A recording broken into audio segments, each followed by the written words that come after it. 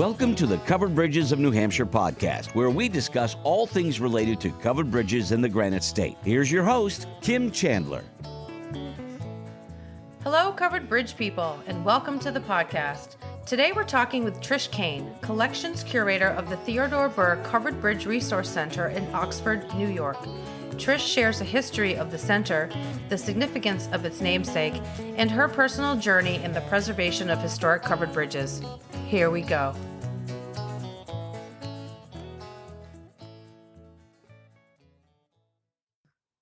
In this episode, we'll learn about the Theodore Burr Covered Bridge Resource Center in Oxford, New York, by talking with the collection's curator, Trish Kane. Trish and her husband Bob have been actively pursuing covered bridges and educating the public in regard to their preservation since 1993. They have seen well over 400 covered bridges. Trish's photography has been featured in Pennsylvania Magazine and the I Love New York State Autumn Tourism Guide. In 2002, the Kanes spearheaded the DeLorme Atlas Project, where covered bridge enthusiasts across the country joined them in submitting maps and directions to covered bridges for inclusion in future atlases. They are also co-founders of a project titled Covered Spans of Yesteryear. Once completed, this endeavor will document all past and present covered bridges that are known to have existed in both the United States and Canada. To date, over 13,000 covered bridges have been documented on this website. They are currently working on a book about Theodore Burr. Their more recent endeavors are the publication of a driving tour of New York's covered bridges and the book New York State's Covered Bridges, published by Arcadia Press. Welcome to the podcast, Trish. Thank you, Kim. It's great to be here. Thank you. Thank you for talking to me today about Theodore Burr. So, who was he and what was his influence on covered bridges? Theodore Burr was quite the man. He is one of America's premier bridge engineers and designers and most famous for his Burr Truss art design. He was born in Torrington, Connecticut in 1791, and in 1793, at the age of 21, he migrated to Oxford, New York, where he is credited for being a founding settler. Later in life, he moved to Pennsylvania, where he went on to build many remarkable bridges. Burr's life was relatively short, only 51 years, but within the 20 or so years of his bridge-building career, he accomplished enough to fill at least another lifetime, claiming to have built 45 bridges. These were not like the ordinary covered bridges commonly seen today, mind you, but included some of the most challenging bridges ever built in American history. His influence on covered bridges can be summed up by noting that his patented Burr Arch Truss is one of the most widespread timber bridge designs that can still be seen in many covered bridges today. Burr died penniless in 1822 near Northumberland, Pennsylvania, and he's buried in a pauper's grave. He built 45 bridges in that short amount of time. Yeah, he was a busy guy. I would say so. And do we know why he died penniless? I think he overextended himself. From anything I can find on him, he just got involved in way too many projects all at once, and he just couldn't do them all. Wow. Yeah, it's kind of sad. It is sad. It's very sad. And he's buried in a pauper's grave, so does that mean there's no marker? That's right. And we have tried to find, research that and have not found anything on it. Many of us have tried, and we just don't know where he's buried, which is another sad thing. It is sad. It is sad. And can you talk a little bit about what his patent is or was? Sure. Burr actually had 3 patents, 2 concerning bridges, 1806 and 1817, plus 1 for a water wheel. All 3 were lost in the 1836 Patent Office fire. Burr's son Henry submitted a disclaimer in 1847 that included the text and drawing of Burr's 1817 patent, the one that folks generally refer to today when they are speaking about his patent. Okay.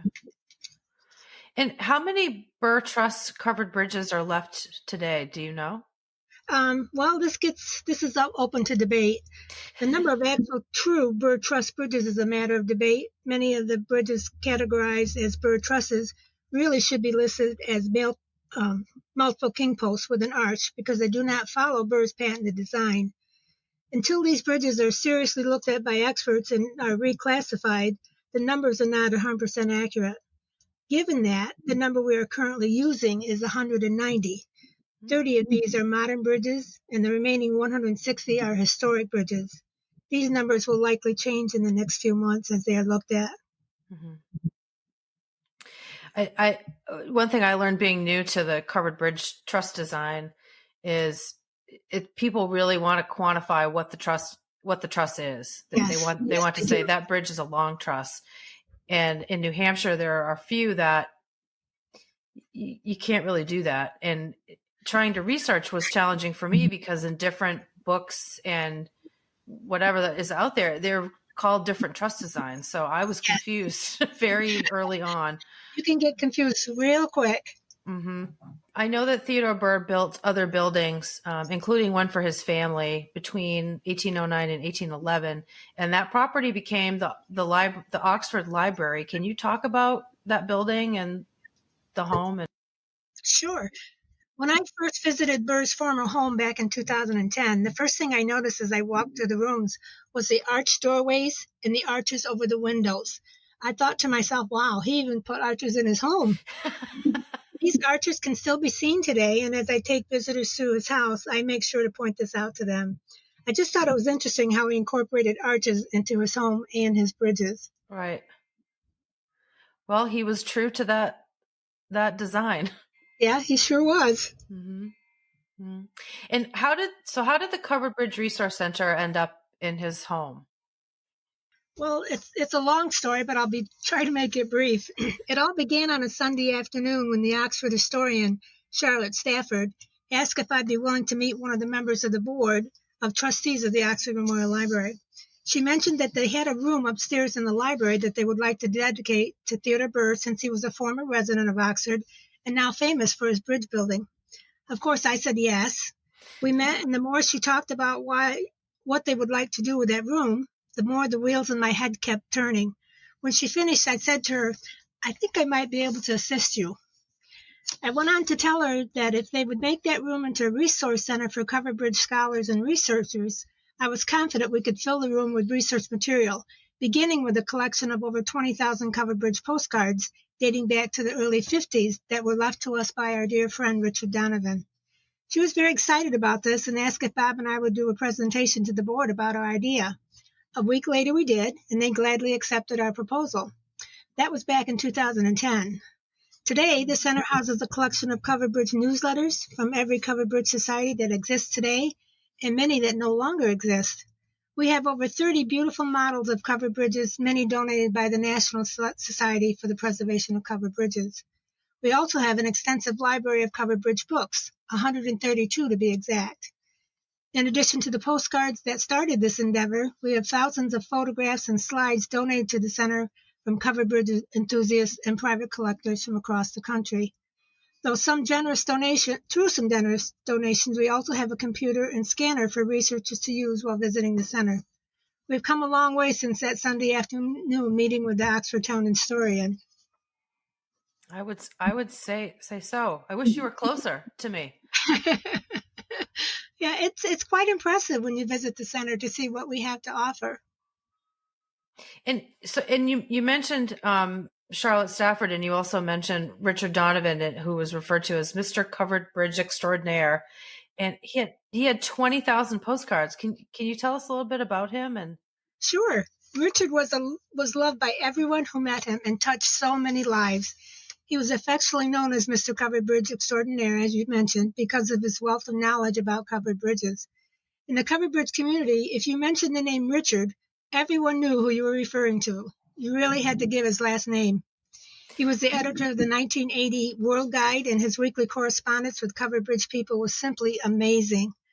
He could also look at a photo of a covered bridge and tell you what state and most likely the county it was located in. wow. His ability to do that always amazed me, and to this day I have never met anyone who could quite match his unique skill. My favorite story about Richard was the day we first met, and I will never forget it. Little did I know how this meeting would change my life. Richard lived in Pennsylvania and was attending a meeting of the New York State Covered Bridge Society, which Bob and I were also attending. I'd heard so much about him that I was certainly going to take this opportunity to meet him. I went over to him and introduced myself. I offered my hand and said, "Hello, Dick. My name is Trish Kane, and it's such a pleasure for me to meet someone I've heard so much about. He took my hand in both of his, and he said, my friends call me Richard, and you are now my friend. Oh, my. First was I embarrassed, and then I felt so honored. Over the years, our friendship just blossomed from there. And when he passed in 2004, I lost a mentor and a very dear friend.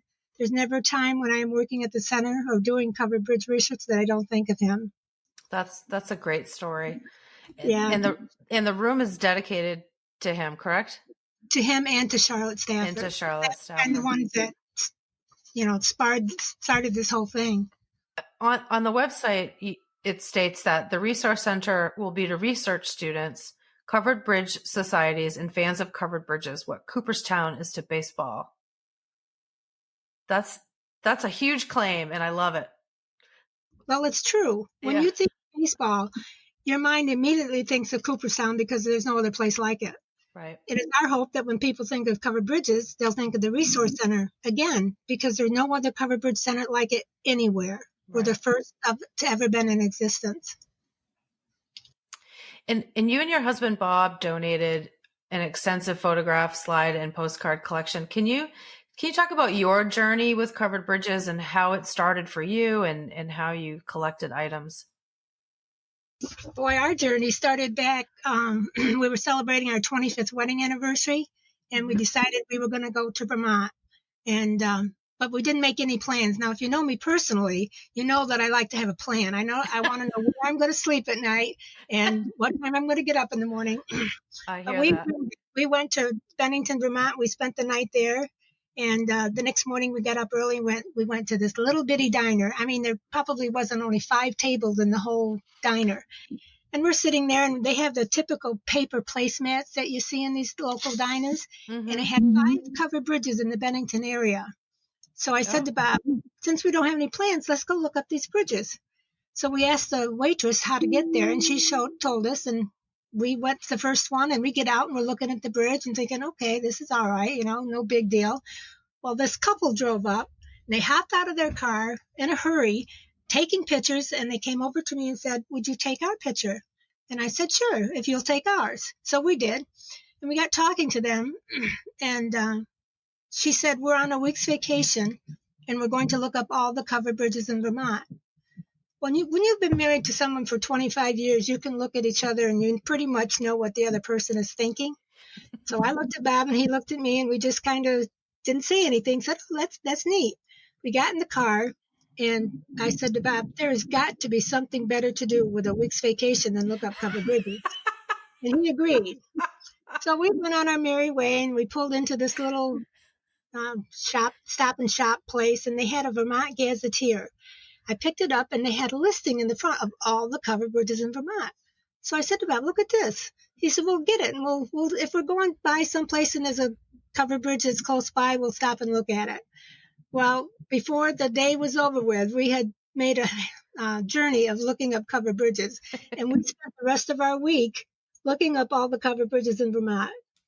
That's how we got started. That's a great story. So how many covered bridges have you seen? Do you know? I have never really kept track, but I know we have photographed all of New York, Vermont, New Hampshire, Connecticut, Massachusetts, some in Michigan, West Virginia, Tennessee, Kentucky, and I probably missed a couple states, but we have not finished Pennsylvania, believe it or not. Well, they have the most, right? Yes. Yeah. But it's a fun hobby. It is. Yeah, it is. It's funny though that your first impression was, who's going to spend a week doing that? And now you've been everywhere. Yeah, we both were thinking the same exact thing. So, did you start collecting postcards and slides after that trip? Richard kind of got me into collecting postcards. I had a small collection of my own when we inherited his collection. And of course, I'm an avid photographer, not very good at it, but I do enjoy it. And we photographed all of the covered bridges that we've seen. I would imagine you're probably really good at it. I don't know about that. When I look at some of these other people's photographs, I'm thinking, what am I doing wrong? Well, some people use a lot of filters and a lot of editing. So to me, a real photo is a real photo, and that's Yeah, I agree. appreciated. Yeah. Yeah. So how did you become the collections curator? Well, covered bridge people are unique individual, and what brings us all together is our love for covered bridges and the passion we all share for preserving them. Unfortunately, there are not enough of us. The Board of Trustees of the library seemed confident that my knowledge of covered bridges, along with my background as an administrative assistant for 32 years, qualified me to oversee the Resource Center as a collections curator. I was very pleased to be appointed to the position, and I still enjoy it tremendously. That's excellent. Is that a volunteer position? Yes, it is. Yes. Yeah. And that's when, my next question is about the partnership with the National Society for the Preservation of Covered Bridges, which are also volunteer positions, but probably in your case too, could be a full-time job. Oh, yes. Matter of fact, I just recently got permission to hire someone to help me in the office to do the office work. Oh, good. Yeah. So what is the partnership like? Because I know that the National Society also has archives. And how does that connect with your organization? Many times the people think that the Resource Center is part of the National Society, but it isn't. Right. I think this confusion comes from the close working relationship we have with them. Mm-hmm. But we also share the same relationship with many other covered bridge societies. Although we all work together for the good of our bridges, the Resource Center is its own entity and is totally self-sufficient. Okay. And you said earlier that you have some newsletters and other information from those organizations as well. Yes, we do. Okay. And speaking of the connection, I know that you and the NSPCB President Bill Caswell worked together on the Covered Spans of Yesteryear, which is an invaluable resource to me. Can you talk a little bit about that website and that project? Sure. You're really giving me some great topics to talk about today. This one is especially close to my heart. Covered Spans of Yesteryear is a personal research project created back in April of 2003. It began as an endeavor when I wanted to document bridges that no longer existed. Knowing full well I would need some assistance with this project, I put a brief notice in several of the Covered Bridge newsletters asking if there was anyone interested in working with me on this project. I received just one response, as I said, and that was from Bill Caswell. This fellow was fairly new to covered bridges at the time, and because of this, I was a bit skeptical about just how much he could help. Man, was I ever wrong. He is the backbone to Covered Spans of Yesteryear, and it is what it is today because of Bill. Mm-hmm. He's the webmaster, and I try to help him out however I can by answering emails that come in or just, little tits and bits of things that come along. And today, 19 years later, we have documented over 15,000 bridges, which include those that exist today. Mm-hmm. We could not have accomplished this without the wonderful assistance of covered bridge enthusiasts and organizations submitting photographs and information from their personal collections. And this information comes from all over the United States and Canada. Mm-hmm. We are extremely grateful for the wonderful support we've received. And I'd also like to mention that this is our own personal research project and not part of the National Society or any other covered bridge society for that matter. Sometimes people get confused about that, as Bill is also president of the National Society, but again, two separate entities. Right. So what is your vision for the Theodore Burr Covered Bridge Center? What do you think? One important vision that we're currently working on, is I see for the center is to host a website where those interested in covered bridges can actually see what the center has to offer. This will also enable folks to access the center from anywhere in the world. We're currently working on this and hope to be able to make an announcement in the near future. Nice.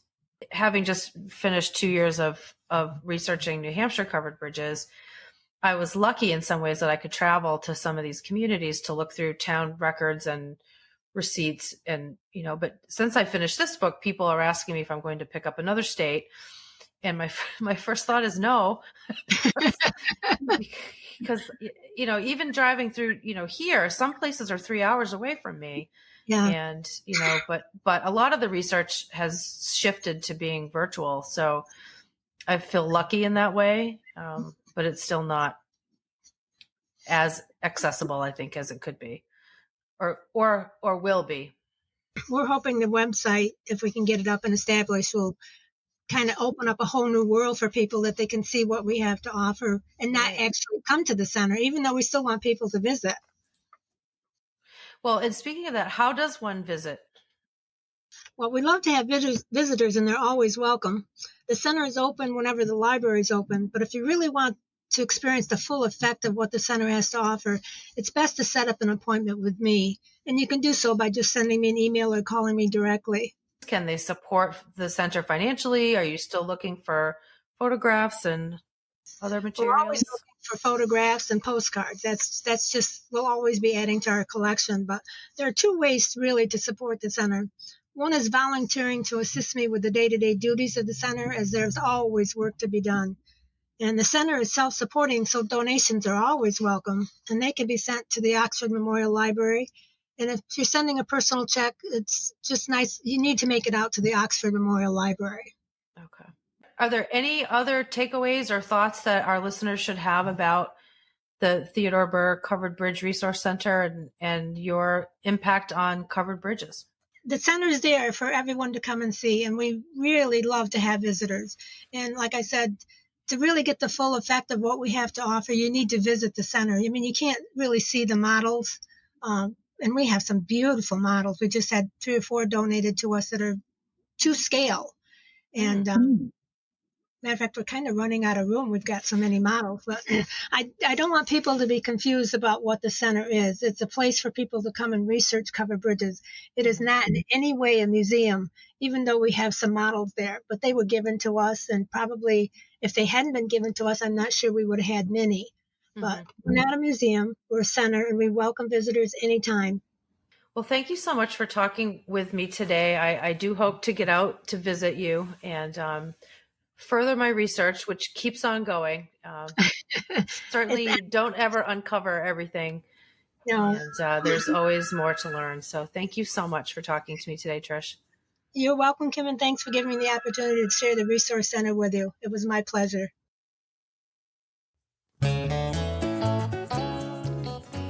Covered Bridges of New Hampshire is created by me and recorded in Hancock, New Hampshire.